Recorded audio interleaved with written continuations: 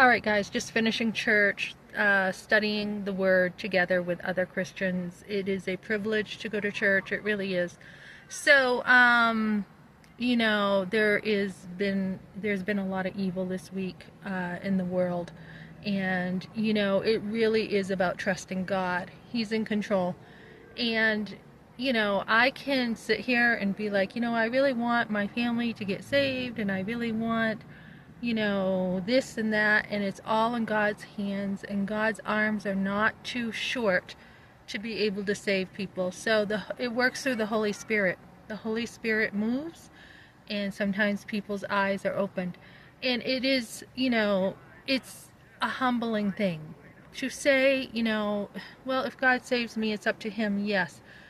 But we do have a part in it. We do have a part to say we need to seek God. Because otherwise, when people are sent to hell, it's because they chose it. If we do not, say, well, let us seek God, we have a part to play, right?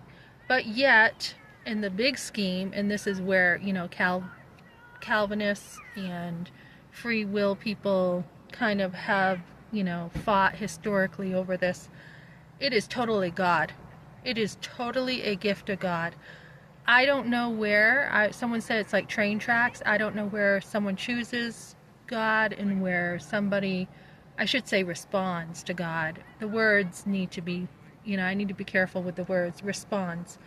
We don't know where man's choice has been, how much of a part man's choice is in how much God has chosen people, but we do know in the end God chooses people. Otherwise, salvation would not be a gift. Otherwise, men could boast and be like, well, look at me, I'm a Christian. It's a gift of God, and we should be totally humble that we have been chosen to be a daughter of God, or a son of God. So because God chooses us, it should not make us prideful. It should make us humble. And when I think of every single generation that I did not know God growing up, I did not know Him.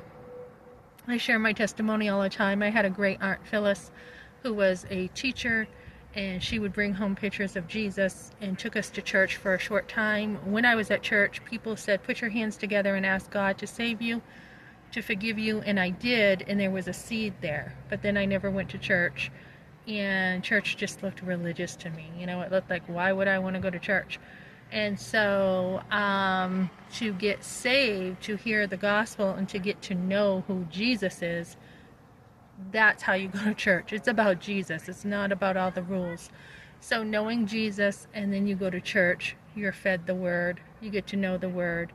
It's not, let me go to church and you don't even know Jesus, and you're like, let me get all the rules, at church. It's not like that. So God's got a long arm. He saves who He wants, and it's really about trusting God, even though Paul says, I wish it was me and not you. And that heart to be like, I want to see people saved, wish it was me sometimes going to hell instead of family, especially my dad who's an atheist. You kind of want to take that for him and be like, no, you go to heaven and I can go to hell for you. And you love your family so much. You love them, and nothing's going to change that. But people do have a choice to respond to God.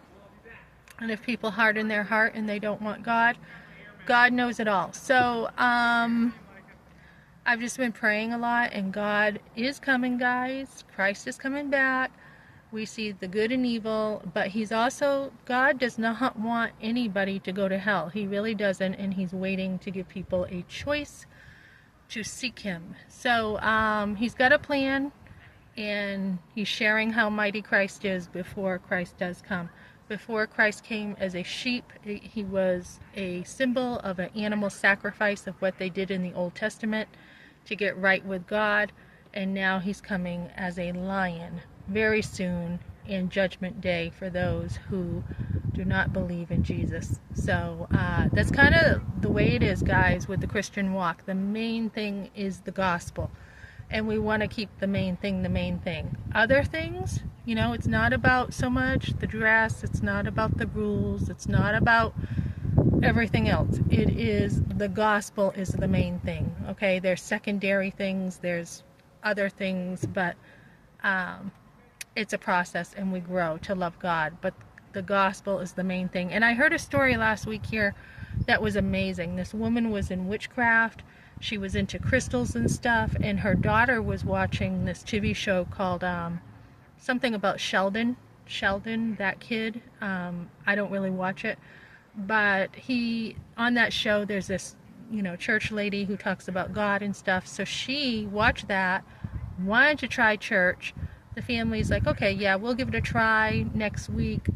Things will go back to normal. Well, her dad actually loved what he heard about Jesus. And so he's like, we're coming back here. And then the woman was like, I don't think I really like this pastor because he talks about how, crystals are trash and stuff. And so she came out of witchcraft and she learned about Jesus, and they were all baptized together. So just an amazing story of people getting to know who Jesus really was, understanding he's the Son of God, and changing their lives and saying, hey, we want to get to know God. And that's what it's about, church, is getting to know God.